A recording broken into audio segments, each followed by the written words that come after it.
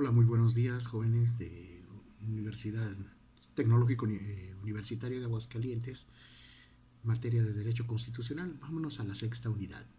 La sexta unidad vamos a hablar lo que es la supremacía constitucional. Recordarán ustedes cuando abordamos la Constitución, la unidad uno y 2, hablamos, y lo he reiterado durante el curso, de que sobre la Constitución no hay nada. La Constitución está sobre todo, pero arriba de ella nada. Y es decir, esto viene a ser dado que la soberanía se deposita en ella para garantizar el Estado de Derecho principalmente.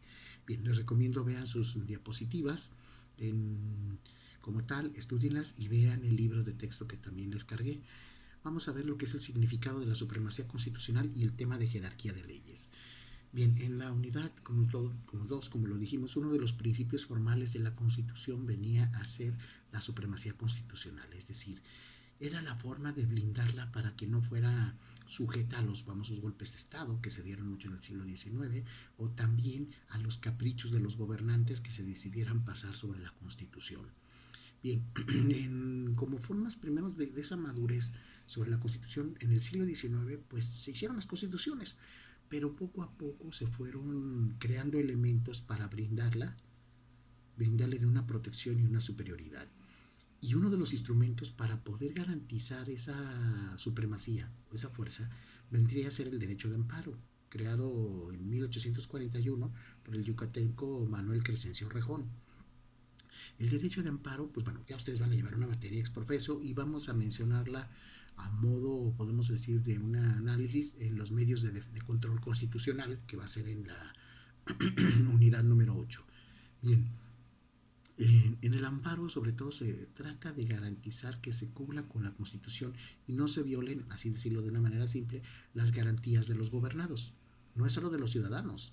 Una empresa se puede amparar o cualquier otra entidad pública que considere que está siendo lesionada por acciones, por leyes o por autoridades. Pero bueno, ya lo veremos. Entonces, esos fueron los mecanismos para empezar en el siglo XIX, para empezar a blindar a la propia Constitución. Bien, como parte de esa supremacía constitucional, ustedes habrán visto o escuchado a Hans Kelsen, jurista austriaco, y él es reiterante, sobre todo en esa pirámide kelseniana de la ley, la importancia que reviste la Constitución. La Constitución está en la cúspide y después de la Constitución viene toda una serie de leyes que deben de ir acordes a la Constitución.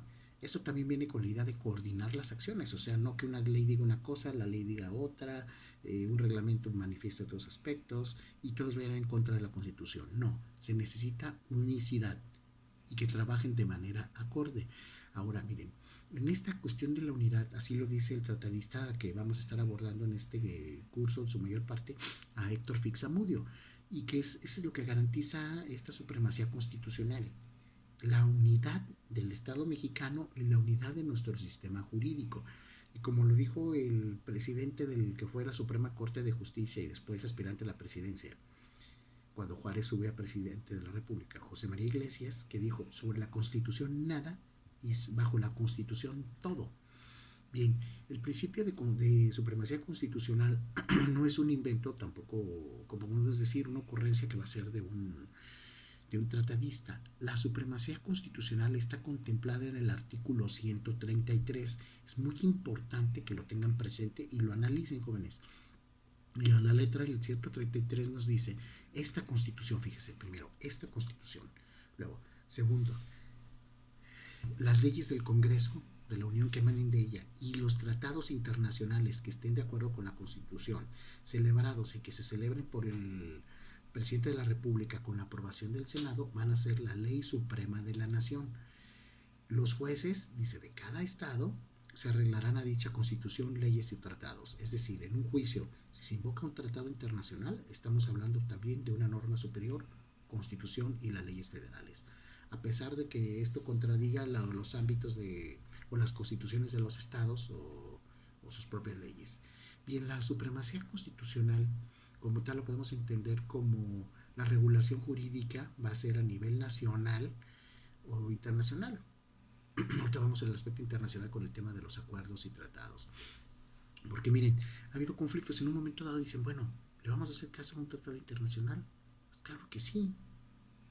Gracias a los tratados internacionales hay, por ejemplo, ahora candidatos ciudadanos, se han incorporado las reformas en materia, por ejemplo, de el matrimonio igualitario, la incorporación de la mujer, el tema de los derechos humanos, que estaba considerado en tratados internacionales, pero México pasaba un poquito de largo. Gracias a esos tratados internacionales, que ya después Fixamudio nos dice que van a estar acordes a la propia Constitución, es decir, Constitución, e inmediatamente abajo van a estar lo que son los tratados internacionales y luego enseguida todas las leyes federales. ¿Cuáles son esas leyes federales? Por ejemplo, la ley de educación, la ley general de salud, la ley general de medio ambiente, la ley federal, podemos decir, de armas, etcétera, que se van encontrando como toda esa legislación federal. Les recomiendo que lean sobre todo las tesis jurisprudenciales, están en el libro de texto que les cargué, las páginas 95 a 97. Denle lectura a ellos para que sobre todo ustedes puedan apreciar cuáles son los criterios que imperan con base en los tratados internacionales y las leyes.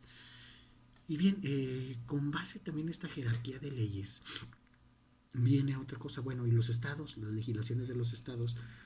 Recordarán que en la clase anterior hablamos de las facultades expresas y de las concurrentes. Expresas, se acuerdan que las que no están, que vienen en el artículo 124 de la Constitución, que no están concedidas a los estados, a la federación, se van a considerar como propias reservadas a los estados. Es decir, si tu estado quieres hacer esto, hazlo, punto.